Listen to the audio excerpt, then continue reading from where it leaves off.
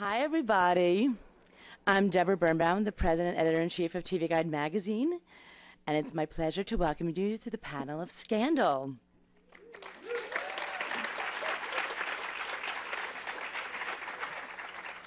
I'd like to welcome also everyone from the live stream audience who's joining us now. And it's my thrill to welcome the cast and creators of Scandal. First out, Madam First Lady with the heart of steel, Bellamy Young. She plays Mellie Grant.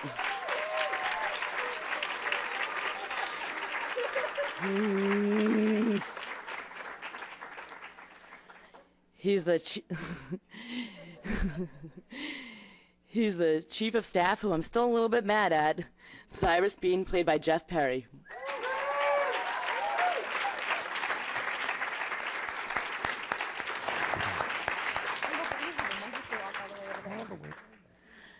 I won't make you guys sing Hail to the Chief, but he plays President Fitzgerald Grant, Tony Goldwyn.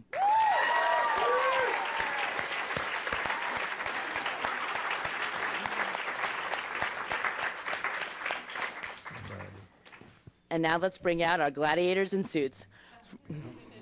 Fresh from her star-making turn at the Democratic National Convention, Olivia Pope, Kerry, Washington.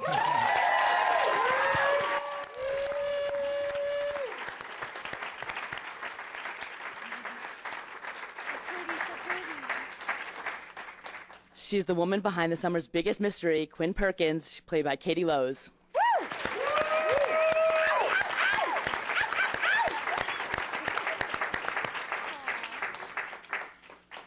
He plays litigator Harrison Wright, Columbus Short.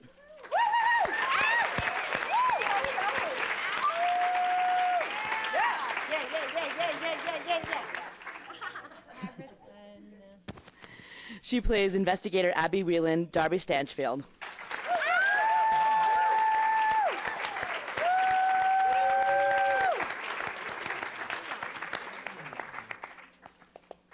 I'm a little bit scared of him, Huck, Guillermo Diaz.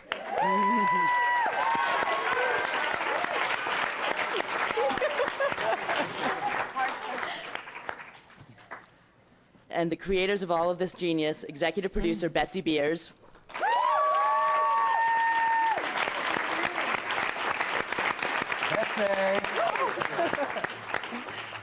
And her partner in crime, creator and executive producer Shonda Rhimes.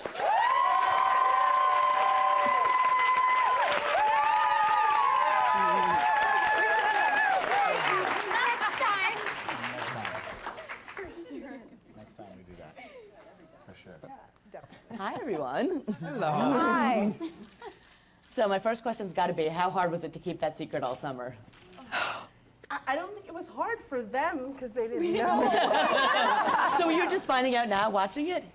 Oh no, we knew We that. knew as soon as we got the first script. So Yeah. it was hard it wasn't actually hard all summer because people would be like, who's Quinn? And we'd be like, I don't know. But then once we got the first script of the second season, then it started being like, I can't talk to you, Mom, I gotta go. Yeah. Yeah. Did you know all along who Quinn was going to be?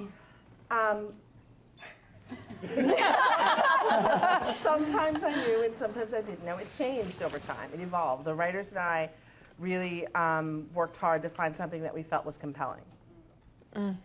And Katie, how do you feel about your story? Oh, I feel awesome about it. I was so happy to get that script, and I didn't know all summer too, and thank God I didn't, because honestly, if I was at a bar having a cocktail and someone asked me, I would screw up and I would not. So I didn't know either. And when I got it, I emailed Shonda and everyone right away. I didn't leave the location I was in for 24 hours, rereading it over and over and over again. And I still haven't told my grandmother. She's still guilting me into trying to give her anything, but I'm being good. I'm being good, John. What were the craziest theories you all heard about who Quinn Perkins was? There was love child of. Lots of love child. Lots of love child of. Your daughter, Cyrus Cyrus Bean's and daughter? Yeah. Or niece. Cyrus and. I got a couple, you're Amanda Tanner, which made absolutely no sense. They only watched one But episode. she does. Those people. Were you all surprised by fans' reaction to the show? I mean, they are passionate about this. I was surprised by love it. the the broad appeal of the fan base. I knew it was a highbrow, highly intelligent political drama, but you know, you can't put our fan base in a box. Just like you can't put us in a box. Well done. Quote it. They all get along really well. I can't tell that at all. They're really super alienated all the time. Very close. We actually thought about putting a warning sign in guest stars' dressing rooms. Like, we really like each other a lot. It might get annoying. When we're on set, we hug each other with our eyelids like this. True story. This is true. We do. It's as true as it is embarrassing. For you all to know that. That I'm actually on set going like this. He gives the best eye hugs. Guillermo gives really good ones, too. Yeah, he does. There you go. Give us an example. Yes, yes! Yes! Good hugs. Come on. So how do you all learn to talk so quickly? Is there training camp? Electric prods. No. Practice. Shonda was good. You know, episode 2, maybe, Shonda, or 3, is like, you guys, I could invent some actor-loving reasons, but all I can tell you, why this is so, but all I can tell you is, when it's slow, it's excruciating. And when it's fast, I think it's really good. You gots to go fast.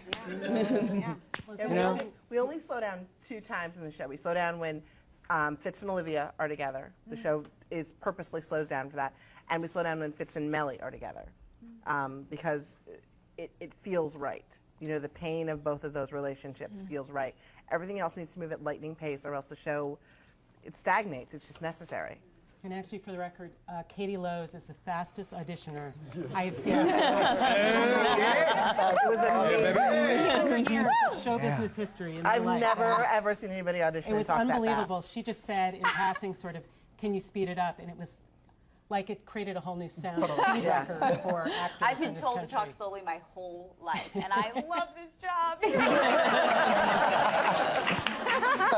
Just faster. I'm like, you want to bet me? I can do it. I love it.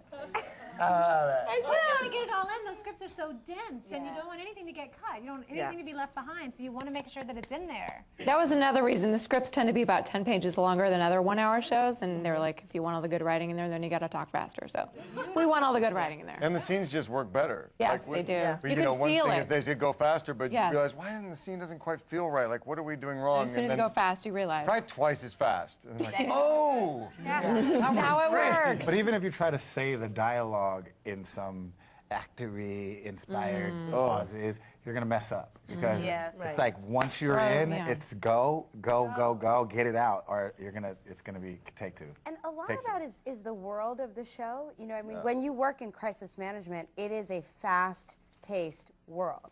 And, you know, the show is inspired by a woman named Judy Smith, who's a real-life crisis manager. And when you walk down the street with her, you can't believe how fast you're walking. And she just, like, she talks about how different it is to do crisis management now than 10 years ago, because it used to be that you had to prevent a story from breaking in the morning. Now you have to prevent a story from breaking in 10 minutes from some blogger. So a lot of it is the world that we live in. Politics is the same way. You have to move quickly to protect your client. A former chief of staff said, in answer to, you know, what's your day? What's the tempo of it? What's the duration of it? And he said, you ever try to drink out of a fire hose? Right. Okay, talk fast. Yeah. So what's next for Quinn? Is she going to be welcome back at Pope & Associates? I think that's going to be interesting for Quinn. I mean, I feel like, you know, everyone's good soldiers. Olivia Pope sort of tells everyone what to do, and everyone at Pope & Associates does it. I think that's sort of no longer true now. There's a Whole Left by Stephen, who I think was the translator for Olivia to everybody else. And while there are some people who have blind loyalty, some people are not going to take it so well. I am looking at some people right now.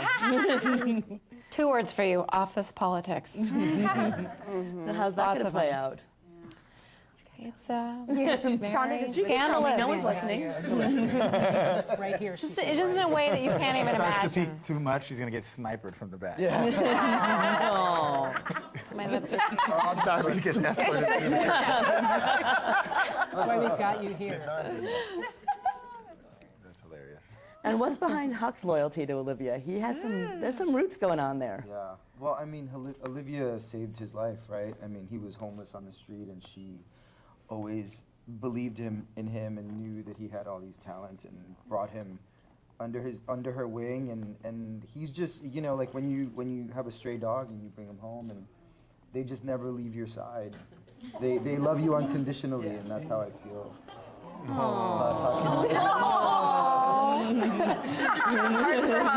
Everyone's hugging you with their eyes. Room full of eye hugs. I feel the same way about her, by the way. So speaking of Fitz and Olivia, is that romance? Are the flames gone? Is that done? Did it feel gone? No. Can we keep that alive? Will we see that continue? Shonda. I think it's a very fraught relationship, and I think that, you know, I mean, we all watched the screening right now, and as this, you know, the scene with them on the phone ended, I actually said out loud, like, they love each other, but they can't be together. And I believe that. I feel like that couple, you know, they clearly have a, you know, like a love like no other, which I say in the writer's room with air quotes because it feels really silly to say it, but they clearly have this relationship that is very, that is permanent, that's not going to go anywhere, and yet the obstacles that keep them apart are huge and fairly insurmountable. And, you know, Mellie is pregnant, and there's a lot going on. Didn't they just all see the episode? It's live streaming. It's Oh. What? She said it. I'm just nodding. No one's speaking. Like we're in a At the end suspended of the terror. season, Mellie said she was pregnant. Whether or not that was true, you know, whatever. But I mean, I feel like that relationship is a very fraught relationship, and it's always going to be interesting to watch. I think that's accurate, right? Yeah. Yes, Yeah. it's your show. It's accurate. You're a different play. I would follow on that theme. No, and there are not that many obstacles nowadays in this world that you can really think of that are external obstacles that keep people apart. I mean, normally it's just gigantic neuroses like I'm super anxious, or I don't like your mother, or I'm an alien, or I wear a funny hat. But actually, an organic obstacle like I'm the leader of the free world and I secretly love you. That's a real obstacle. That's a real obstacle. And I happen to be married with children, but Legit Legit Married with obstacle. children, yeah. legit. Yeah, that's a tough one. Right? Yes. So are there going to be other potentials for romance for Olivia? Or, I mean, I saw in an interview Josh Malone had sort of hinted that there was. What's going on down there? You saw an interview. What about Josh? Who couldn't be with us tonight, unfortunately. I know. Unfortunately. But he had hinted in an interview that he was holding out hope for a little romance between David and Olivia. Is that is he making up his own plot lines? if you hang around Josh a little bit, he's had a hopeful romance with gender. Gender's not a problem. I guarantee sexual Josh preference. is watching right now. Hi, Josh. Whoever Your has breath, Twitter, Josh. please say hi to Josh for all of us. on it all the time. Josh streams big. There Yes, you go. You're okay. on it. Thanks, But is he Shafi. going to? I mean, that's. Are we going to talk about what happened on live stream? Okay, but there was sort of an epic courtroom scene that seemed to break apart that sort of adversarial relationship that they've had. So will he forgive her for that, or is that adversarial relationship going to continue between them? Let's put it that way. I think that adversarial relationship will always exist between the two of them. I think that there's, you know, it might heighten it a bit. I mean, that she seemed to have crossed the line there. Yes. One-word answers. Every journalist loves a one-word answer. I'm screaming now. I don't know what to The do. worst cast to interview. Exactly. Well, it's tough because look, you guys love the plot twists. Yes. So we don't wanna ruin it right? for And like you. 17 moments where you go, oh no. Yes. Right? Well, the show's absolutely dependent. It is. Absolutely dependent on subverting our expectations. And the thing that I think. So we're not being toy. We just can't. Mostly we don't know, because Shonda knows. And the 1 or 2 weeks ahead of you that we are, we can't. Okay, but never I ruin it for also you. keep changing my mind, just as an audience member who's reading these scripts and watching everything getting filmed. You totally are rooting for one character in the beginning of the episode, and by the end, you're like, I think they might be the enemy. And the looming doom that you could be fired. There's that too. Yeah. So I think that kind of is the most important of them all. Could be wrong. I'm a spitballer.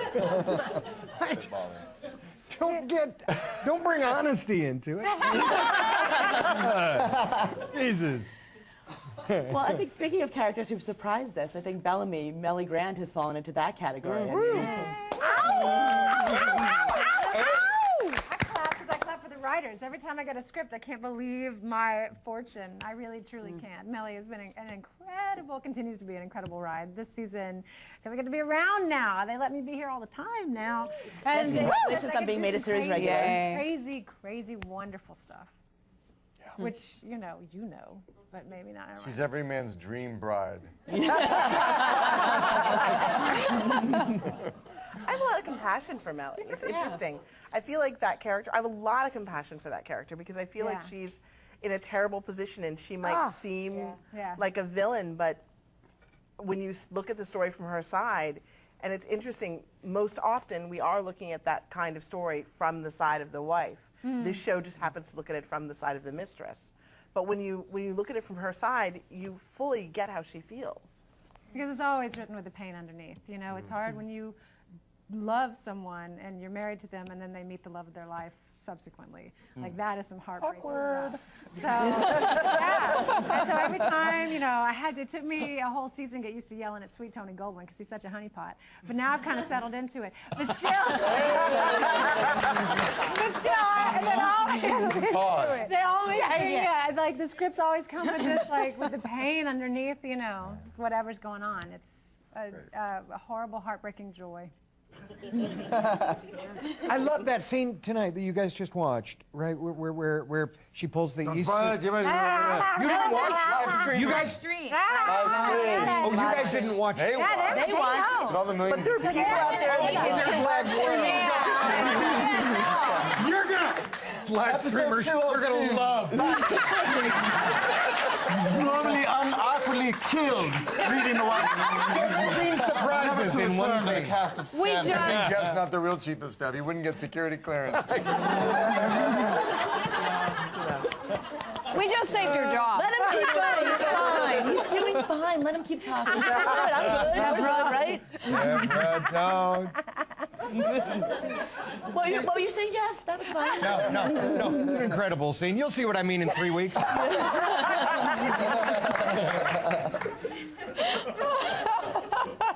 I love these panels. So, I'm having a great time. So, Bellamy. Yes, ma'am. Who do you think is more manipulative, you or your character or Jeff's character? Oh, my stars, manipulative. We just know we're right. We want to get our point across. Sometimes he's wrong. I shouldn't say we. But, yeah, we have the good of the nation at heart. Exactly. Trying to keep the train on the rails. Yes, the nation. You know? Yes, the nation. Lord, yes. Mellie wants what's best for the nation. Not necessarily Fitzgerald Grant, but the nation. Fitzgerald Grant, how do you feel about all that? Are you going to stand up for yourself with all this manipulation happening on over there? Where do I begin? Do you stand a chance with all of this going on around you? Yes, of course I do. Of course I do. You tell him. They're crazy. And I actually know what's best, and I'm the decider. Basically, that's true. But I have to deal with a whole lot of What, honey? What? stress to get through to what needs to get done. But I know I do think that Fitz makes the decisions. So but there's yeah. Someone agrees with you. One person. It's true. But boy, do I have to work hard to get there. And will you give it all up for love, or but you're giving, you know? I offered that already. It didn't work. So, I guess I have to keep going to work every morning. And congratulations on the pregnancy. I understand. Perhaps it's yours.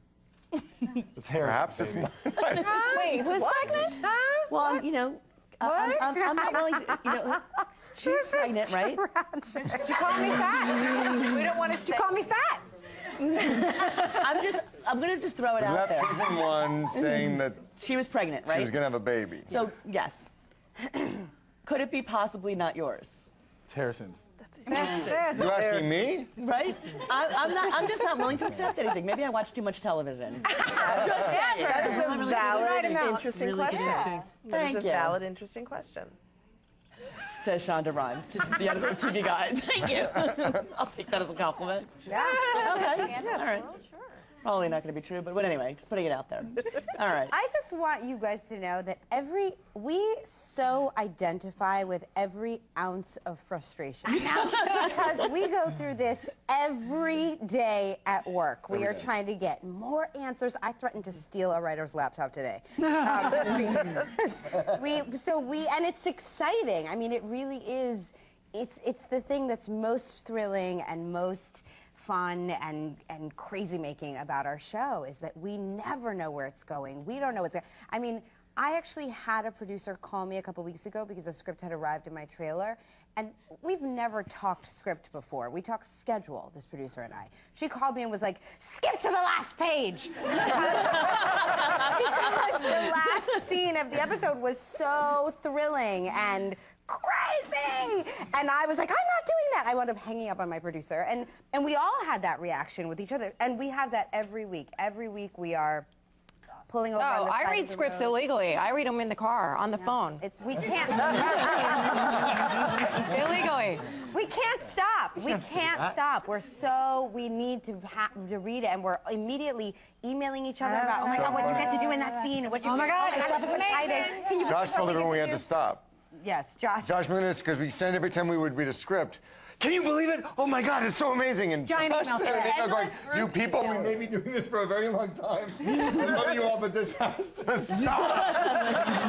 Now we just don't email him. Now we just email him. About fourth or fifth episode last year, Danny, the head of our hair, said, "Jeff, did you look outside?" And I said, "What are you talking about?" I just woke up. And he said, "It's lunchtime." I said, "I know, it's lunchtime." He said, "There are 60 or 70 crew members reading the next script." He said, "I've done this for almost 30 years. I've never seen such a thing in my life." I've become And I thought, oh, the addictive power. social person. If I'm like out somewhere and I get a script, it's like just Shut it act down. like I'm not here. Yeah. Oh, yeah. Get in the car and start reading. We were all on the red carpet once, the whole cast. We were together at the TSCA. Yeah. And a script came in at like 8 o'clock on a Friday night, and all of us stepped off Stopped the the red carpet, taking out our phones, reading. I can't believe you got that. I can't believe you got that. Like, what page are you up to? What page are you up to? It was insane. I was at a dinner and I went to the bathroom, and an hour later, everyone's like, "Oh my God, are you okay?" Oh, God. Yeah, I'm just gonna go home. We're I did not know this was happening. We're obsessed. See what you created? I did not know this was Watching the show happening. the same way. Like I said, it's a drug. We're mainlining it. And they try to sort of like trick us into telling them what's going to happen.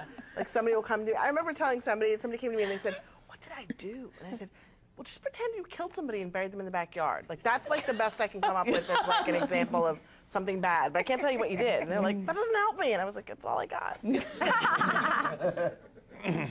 Well, the first season played out like a mini-series with the murder of Amanda Tanner. Is there going to be a similar theme to the second season? Yeah, I mean, I feel really committed to the idea that the show works best in sort of high burst doses. Because you don't want to do that thing where you're suddenly trying to stretch something out over, like a 22 episode. I would say, like, if our first season had been 22 episodes, it would have been a very different show because we've been trying to stretch the Amanda Tanner thing out over the whole season because we wouldn't have known any better.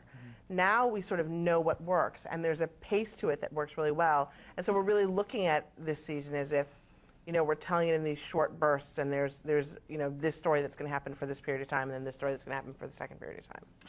I need a 22 episode burst though. I understand. We'd be okay with that. Yeah. We'd hang around. I'm not saying we wouldn't love to get 22 episodes. I'm just saying that we've figured out a way to contain them so that the story's laid out in a way that feels of a pace. So there'll be a few of them that'll play out over the... Possibly, yes.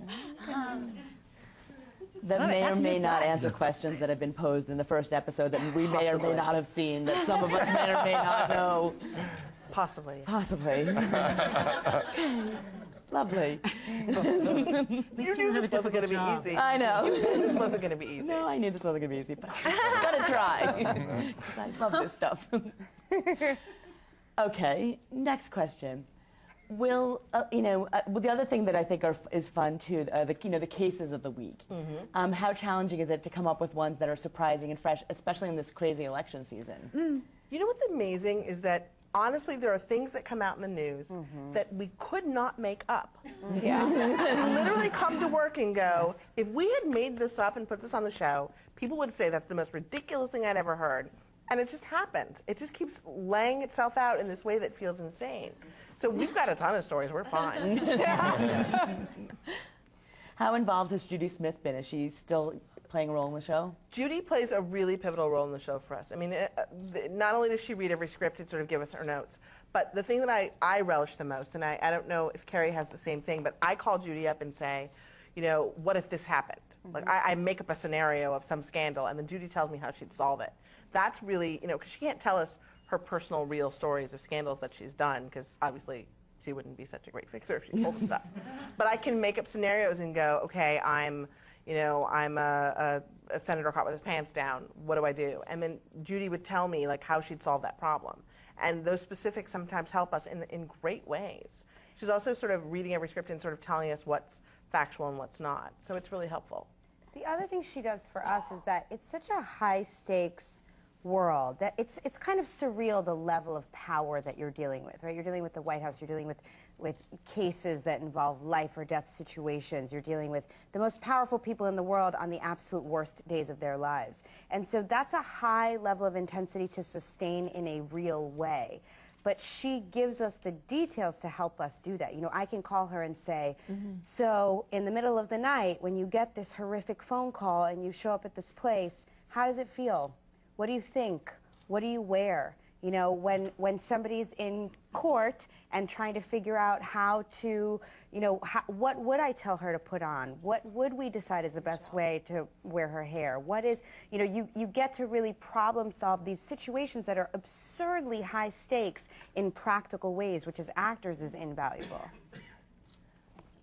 Will Olivia ever lose a case? Will she ever get a case wrong?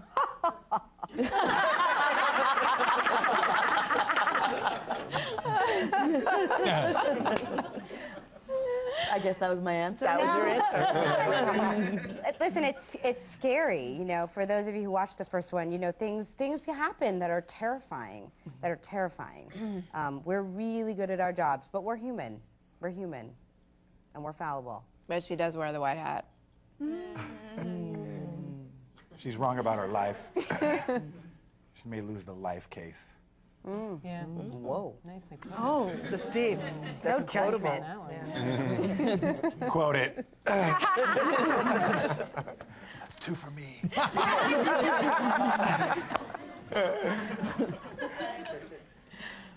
We were sorry to see Henry Ian Cusick leave the cast. Will we see any new characters join? It's always hard for me to define, we have, last season we had sort of a roster of guest cast that filled things out. One of whom was Josh Molina, one of whom was Bellamy Young.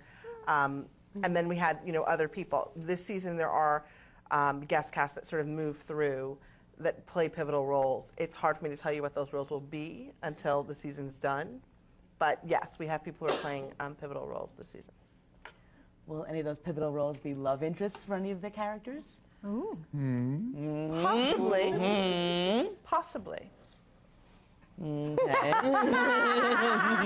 I don't want to play poker with Shonda Rhimes. I know. Okay. Exactly. The Very people good will at be this. human. Okay, this is interesting. People will be human. The people will be human. That is a great quote. Quote it. Wow. Quote it. One for her. All right. Thank you. I've gotten good at this. All right. Very good at this. I like it. A lot of good twists. Will we see any more flashbacks? We are actually planning, I hate to say this in front of the cast, we are planning a flashback episode. Look at this.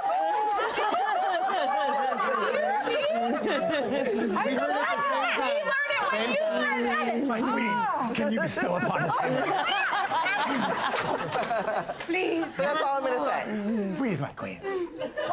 That's all you're getting. We're done. Sorry. I'll try again. Which characters? The characters will be human.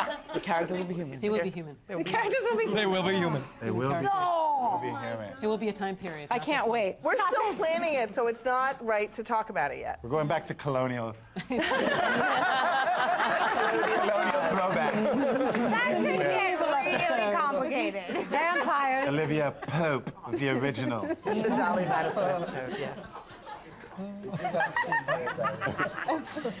I love this question that I got on Twitter today. Will Morris, the best White House security guard, be back for season 2? This is a true fan who was paying attention. Yes, We no, love for real. Morris. He was delightful and adorable, and I hope that we get to see him again this season. Okay. That's one thing she does great, Shonda, is that she casts every role. There's And Linda no, Lowy, there's shout no, out. It's not me, it's Linda Lowy. Louis, well, you guys have a thing. Linda. They don't, there's no like throwaways. You know what I mean? They take their time, and you know, if you have one line, that line's probably gonna mean something. We did a table read. The last table read we did, there was a guy who was playing the role of a Waiter. French waiter. Yes. Oh my God. And he had one line. line. And I'm not kidding. We're at a table read with Brought all the house cast. down. Killed Yeah, me. he said the line. Everybody like dropped their scripts and broke into applause because he was like the best one line. Fully committed. Ever. It was amazing. It was a lovely moment. Accented everything. Also, Unbelievable. we are completely on our show dependent on our guest stars. Yeah. Yes. Because Absolutely. we live in a world where people come to Pope and Associates on the absolute worst day of their lives. If you don't have an actor every week who can bring that level of tragedy and Takes you panic out. and need, Distress. then the show falls flat. meet the And we words. look like Yeah. we're not doing anything. Takes you right out of the Yeah, show. they really help make the show amazing. And so we've got these amazing guest cast people, cast by Linda Lowy, who is, I don't know if you guys know that, but Jeff Perry sleeps with her every night. My wife, nothing to do with nothing to do with that. It's not though, that's what's crazy. And No, she says she's just crazy invigorated with this. Yeah, she loves it. Just It's really fun. loving it. Yeah. Loving it. All right. Well, it's your turn to ask the questions now. I'm going to open it up to audience Q&A. Please wait for me to call on you. Thank you. Hello, everybody. Being able to see faces. It's a gentleman with a black hat. Oh my God, this is so crazy. I know, I love it. Good. Fellow humans. Hello. Very small children here. Okay, great show, great acting, and incredible writing. I'm just wondering if, like, audience and fan feedback influences you in the writing room as to where you go with characters and plot lines and all that.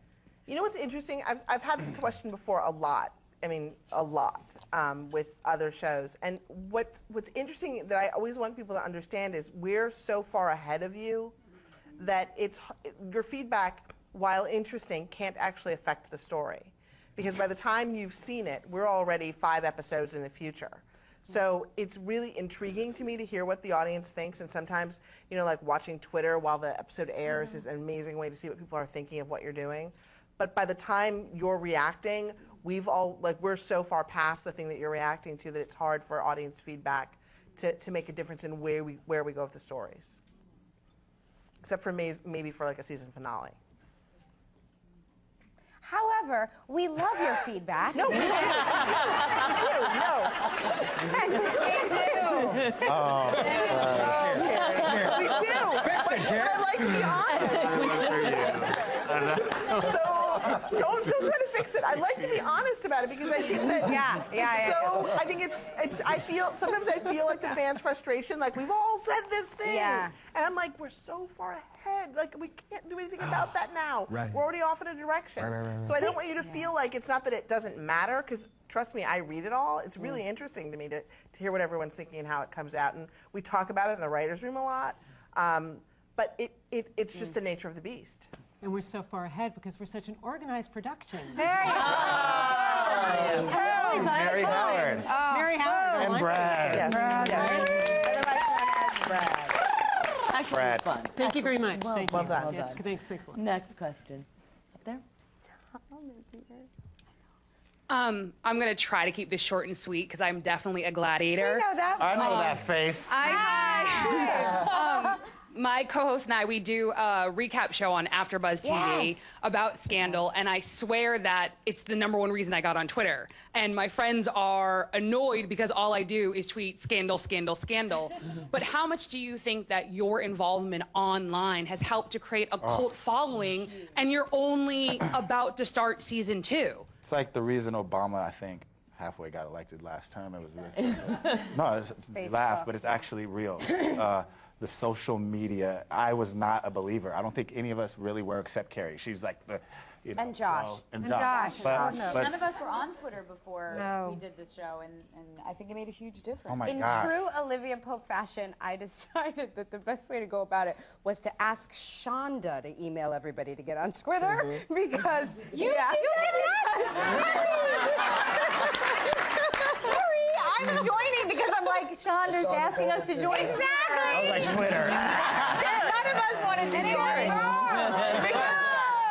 Nicely done. It was well done. Because also, if you're not following Shonda Rhimes on Twitter, you are missing out. You lose. She is so much fun. And so we rely on it. Even the whole gladiator thing, like we didn't come up with that. One of the fans watching the show was like, I want to be a gladiator in the suit. And then it was #gladiator, and now it's #gladiator all the time. It's amazing. And we actually, when we were talking about surprises in the season, what I always imagine in my head, even when I'm reading the scripts, is live tweeting with the fans, because when stuff happens in the episode, when things turn, you guys go nuts. And it's just like, what? Are you kidding me? No way, go back. And it's so exciting for us to experience, to relive reading the scripts, basically, with you guys as you watch it online. It's so much fun. That speaks to like the broadening of our fan base. I think like ABC promotes, and not everybody watches ABC, let's be honest. And you know, on Twitter. No. Of course not. Everybody watches ABC. It's on all the time. All the time. Some of the people that are on Fire Twitter, thing you were thinking about? I think I'm on the frame. Harrison dies in the next But you believe the car crash? That was messed up. Come on. No, but Twitter goes to places we can't, you know, that we can't promote, that we can't be heard, we can't be seen. You know, people that live in the, you know, far regions of the earth, and so I think it's just broadened our horizons. And because people get to feel like they're part of things, because they are. We're watching it real time and talking to people. Part of the in real time. conversation. It's unbelievable. Yeah. Part of the conversation. That's what I think is awesome, is you're part of the conversation. Thrilling. Not the And I know a lot of us don't like watching ourselves weekly on the episodes. You know, it's very hard. Love watching myself. I know you do. But it gives it such a great to live tweet during the episode, makes it so. It makes it hard. It's just a great way to like. It's interactive. like a party. And it's Big global party. Like a party with millions of people. How are we going to do it now? Yeah, we were saying with this time around, we'll be working on Thursday night. So, but the people who aren't working will hang in there. But some of us, All right, next question. Over here.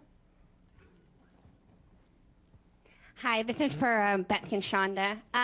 Hollywood is kind of known as a boys' club, which thank God it's finally changing. So what advice do you have for young women like myself who are trying to get into the producing industry, getting their ideas put on network television and cable or whatever, just getting their stuff seen?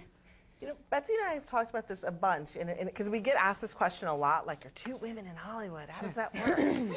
and I remember saying, excuse me, small children, that I was too big. Yeah, come here. Thank you. I'm too busy working to be worried about the fact that somebody else has a problem with my vagina. That's sort of how I look at that. Oh, that's not a bad word now. It's all good. That's not a bad word. Although that's good advice for you too, in general. Your mom can tell you later. Yeah. But really, the idea that Rhimes, being a woman is a problem in this town is something I just don't have time for. Like, I don't have time to worry about the fact that anybody has a problem with the fact that I'm a woman or that I'm a woman of color. That's like exhausting. So I don't have time to worry about your thing. We're too busy doing our thing ourselves. It's also, I think, I applaud you, woman. You, a woman, I applaud you as well. I applaud you, woman. I also think actually network TV is amazingly receptive and responsive to females as creators, as producers, as executives. There are women everywhere. There are, and I came from the movie business, which is lovely. No offense to the movie business. It's fantastic. But I think TV is really welcoming and warming to diversity in general, you know, in a kind of stronger way. So I think, honestly, if you have good ideas and you are interested and excited, it's a place where you actually can work and not get turned away because of your You were I didn't say it. convert tonight too. I've never seen this show until today, and you have. New Gladiators. Go back and watch season 1 because it's You'll need it. Netflix. It's on Netflix. Whoops. ABC.com, Apple TV, Netflix. There's lots of ways to see it. That's why $14.99. That's fine. $14.99. The whole DVD set. The DVD is I got really some DVDs in the fun trunk if you want to call me. Pick up a couple. Get you up to speed. Follow him out. It's good.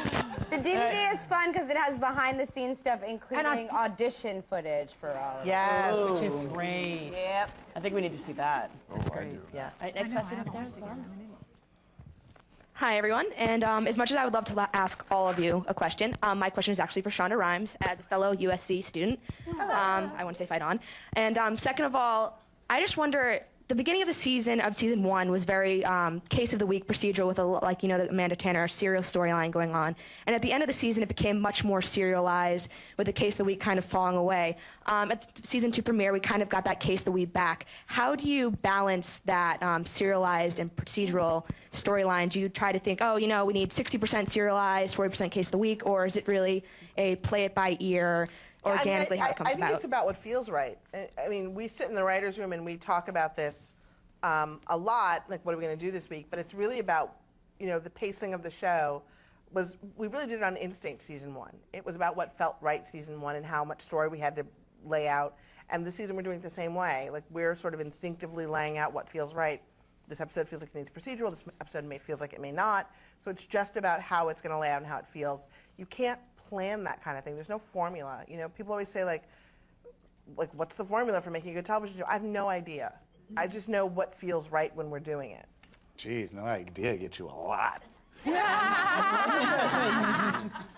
There came a point, too, sort of naturally, where the serialized story just started taking over. Well, the serialized story was so big after a while, and we started to feel like, we have 7 episodes. Oh my God, we've got to get all this in, and how are we going to get all this in?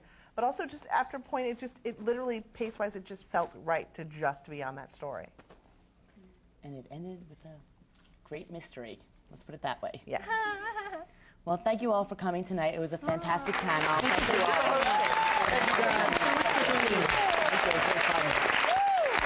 And we're looking forward to the season.